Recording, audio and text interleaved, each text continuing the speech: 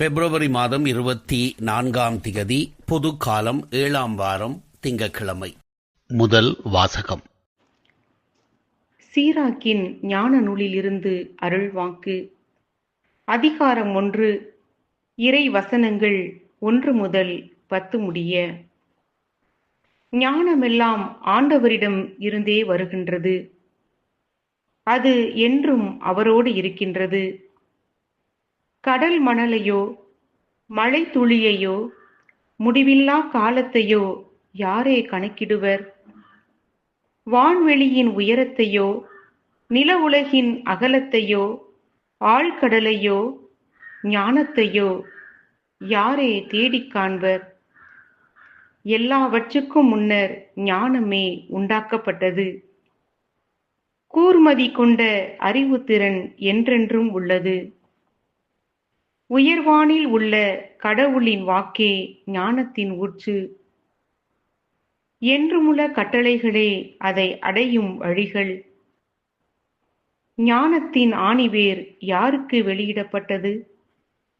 அதன் நுணுக்கங்களை அறிந்தவர் எவர்? ஞானத்தின் அறிவாற்றல் யாருக்கு தெளிவாக்கப்பட்டது? அதன் பரந்த பட்டறிவை புரிந்து கொண்டவர் யார்?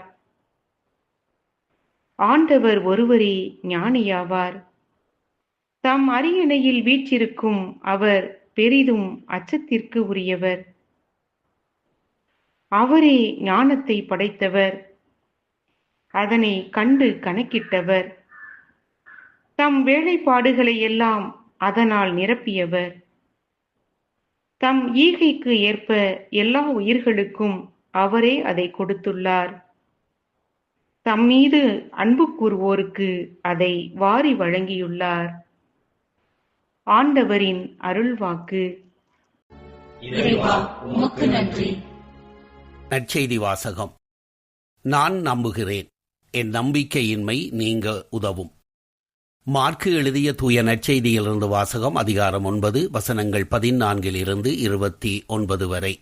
அக்காலத்தில் பேதுரு, யாக்கோப்பு, ஜோவான் ஆகிய மூவரும் மற்ற சீடரிடம் வந்தபொழுது பெருந்திரளான மக்கள் அவர்களை சூழ்ந்திருப்பதையும் மறைநூல் அறிஞர் அவர்களுடன் வாதாடுவதையும் கண்டனர். மக்கள் அனைவரும் இயேசுவை கண்டவுடனே மிக வியப்புற்று அவரிடம் ஓடிப்போய் அவரை வாழ்த்தினர். அவர் அவர்களை நோக்கி, நீங்கள் இவர்களோடு எதை பற்றி வாதாடுகிறீர்கள் என்று கேட்டார். அப்போது கூட்டத்திலிருந்து ஒருவர் அவரை பார்த்து, போதகரே, தீய ஆவி பிடித்து பேச்சிழந்த என் மகனை உம்மிடம் கொண்டு வந்தேன். அது அவனை பிடித்து அந்த இடத்திலேயே அவனை கீழே தள்ளுகிறது. அவன் வாயில் நுரை தள்ளி பற்களை நெரிக்கிறான். உடம்பும் விரைத்து போகிறது. அதை ஓட்டுவிடும்படி நான் உம் சீடரிடம் கேட்டேன். அவர்களால் இயலவில்லை என்று கூறினார். அதற்கு அவர் அவர்களிடம், நம்பிக்கையற்ற தலைமுறையினரே, எவ்வளவு காலம் நான் உங்களோடு இருக்க இயலும்? எவ்வளவு காலம் நான் உங்களை பொறுத்து கொள்ள இயலும்? அவனை என்னிடம் கொண்டு வாருங்கள் என்று கூறினார். அவர்கள் அவனை அவரிடம் கொண்டு வந்தார்கள். அவரை கண்டவுடன் அந்த ஆவி அவனுக்கு வலிப்பு உண்டாக்க அவன் தரையில் விழுந்து புரண்டான். வாயில் நுரை தள்ளியது. அவர் அவனுடைய தந்தையை பார்த்து, இது இவனுக்கு வந்து எவ்வளவு காலம் ஆயிற்று என்று கேட்டார். அதற்கு அவர், குழந்தை பருவத்திலிருந்து இது இருந்து வருகிறது. இவனை ஒழித்துவிட தீயிலும் தண்ணீரிலும் பல முறை அந்த ஆவி இவனை தள்ளியதுண்டு. உம்மால் ஏதாவது செய்ய இயலுமானால் எங்கள் மீது பரிவு கொண்டு எங்களுக்கு உதவி செய்யும் என்றார். இயேசு அவரை நோக்கி, இயலுமானாலா? நம்புகிறவர்களுக்கு எல்லாம் நிகழும் என்றார். உடனே அச்சிறுவனின் தந்தை, நான் நம்புகிறேன், என் நம்பிக்கையின்மை நீங்க உதவும் என்று கதறினார். அப்போது மக்கள் கூட்டம் தம்மிடம் ஓடி வருவதை இயேசு கண்டு அந்த தீய ஆவியை அதட்டி, ஊமை செவிட்டு ஆவியே, உனக்கு கட்டளையிடுகிறேன், இவனை விட்டு போ, இனி இவனுக்குள் நுழையாதே என்றார். அது அலறி அவனுக்கு மிகுந்த வலிப்பு உண்டாக்கி வெளியேறியது. அச்சிறுவன் செத்தவன் போலானான். ஆகவே அவர்களுள் பலர் அவன் இறந்து விட்டான் என்றனர். இயேசு அவன் கையை பிடித்து தூக்கிவிட்டார். அவனும் எழுந்தான். அவர் வீட்டில் நுழைந்ததும் அவருடைய சீடர் அவரிடம் தனிமையாக வந்து, அதை ஏன் எங்களால் ஓட்ட இயலவில்லை என்று கேட்டனர். அதற்கு அவர், இவ்வகை பே இறை வேண்டலினாலும் நோன்பினாலும் அன்றி வேறு எதனாலும் வெளியேறாது என்றார். ஆண்டவரின் அருள்வாக்கு. கிறிஸ்துவே உமக்கு புகழ். அன்புக்குரியவர்களே, கிருபானந்த வாரியார் ஒரு முறை புகைவண்டியில் பயணம் செய்து கொண்டிருந்தார். நெற்றி நிறைய விபூதி பூசுவது அவரது வழக்கம். அவர் பயணம் செய்த பெட்டியில் இருந்த ஓர் இளைஞன், சுவாமி, நெற்றியில் வெள்ளை அடித்திருக்கிறீர்களே, என்ன விஷயம் என்று அவரை கிண்டலடித்தான். வாரியார் சுவாமிகள் கோபப்படவில்லை.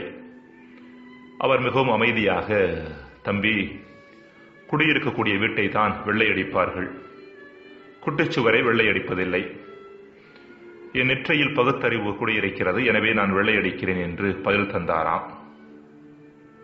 அன்புக்குரியவர்களே, வாழ்க்கையில் இதுபோல பிரச்சனைகள் வருகிற பொழுது அதை சரியான முறையில் எதிர்கொள்கின்ற தன்மைக்கு மிக அவசியமானது ஞானம். அறிவும் ஞானமும் ஒன்று போல தெரிந்தாலும் இரண்டிற்கும் இடையே பல வித்தியாசங்கள் உண்டு.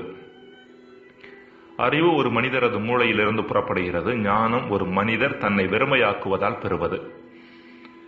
அறிவு வாழ்வின் பிரச்சனைகளை தள்ளி போடச் செய்கிறது. ஞானம் பிரச்சனைகளை சரியான முறையில் சந்திக்க காரணமாக இருக்கிறது.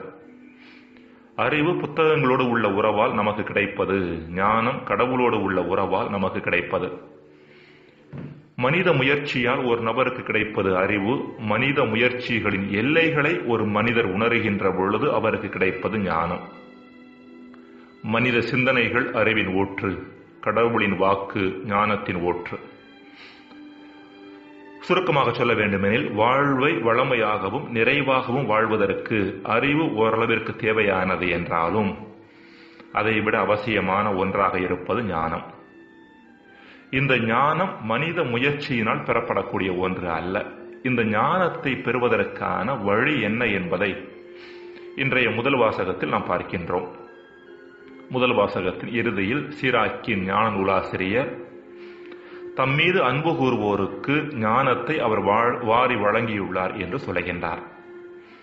அதாவது, கடவுள் யார் மீது அன்பு கூறுகிறாரோ அவருக்கு ஞானத்தை வாரி வழங்குகிறார் என்பதுதான் இங்கு உள்ள செய்தி. அன்புக்குரியவர்களை, இந்த வசனத்தை நாம் சரியாக புரிந்து கொள்வது அவசியம். அதாவது, கடவுள் ஒரு சிலரை அன்பு செய்து அவர்களுக்கு ஞானத்தை வாரி வழங்கியுள்ளார். இன்னும் பலரை அவர் அன்பு செய்யாதன் காரணமாக அவர்களுக்கு அவர் ஞானத்தை கொடுக்கவில்லை என்ற ரீதியில் நாம் புரிந்து கொண்டோம் என்றால் நாம் இவ்வசனத்தை சரியாக புரிந்து கொள்ளவில்லை என்று அர்த்தம். அதாவது, கடவுள் ஒரு சிலரை அன்பு செய்கிறார், இன்னும் பலரை அன்பு செய்யவில்லை என்ற தவறான புரிதல் இங்கு இருக்கிறது. கடவுள் அன்பு செய்யாத நபர் என்று இந்த உலகில் யாருமே இல்லை. வேறு வகையில் சொல்ல போனால், கடவுள் எல்லோருக்குமே ஞானத்தை வாரி வழங்குகின்றார். ஆனால் இந்த அன்பை யார் அனுபவபூர்வமாக உணர்கின்றார்களோ அவர்கள் இந்த ஞானத்தின் பலன்களை தங்களது வாழ்வில் அனுபவிக்க ஆரம்பிக்கின்றார்கள். எனவே எந்த அளவிற்கு ஒரு மனிதர் கடவுளது அன்பை அனுபவிக்க ஆரம்பிக்கின்றாரோ அந்த அளவிற்கு அவரது வாழ்வு ஞானத்தில் தோய்ந்த வாழ்வாக இருக்க ஆரம்பிக்கிறது. கடவுளது இப்படிப்பட்ட அன்பை உணர்வதற்கான 2 வழிமுறைகளைத்தான் இன்றைய நற்செய்தியில் நாம் பார்க்கின்றோம். இறைமகன் இயேசு தன் சீடர்களிடம், இவ்வகை பேய் இறைவேண்டலினாலும் நோன்பினாலும் அன்றி வேறு எதனாலும் வெளியேறாது என்கின்றார். இங்கு பேய் என்பது எதிர்மறை தன்மைகளின் அடையாளமாக இருக்கின்றது. எனவே இறைவேண்டல் மற்றும் நோன்பு ஆகியவற்றின் மூலம் நம்முள் இருக்கும் சில ஆழமான எதிர்மறை தன்மைகளை நாம் வெளியேற்ற ஆரம்பிக்கின்ற பொழுது இறைவன் நம்மை ஏற்கனவே அன்பு செய்வதை நாம் உணர ஆரம்பிப்போம். இப்படிப்பட்ட அனுபவம் இறைவன் நம் மீது பொழிந்திருக்கின்ற ஞானத்தை நாம் உணர்வதற்கான வழியாகவும் இருக்கும். ஜெபம். இறைவா, மனித முறையிலான அறிவை தேடுவதோடு நீர் தரும் ஞானத்தையும் எமதாக்க வரம் தாரும். ஆமேன்.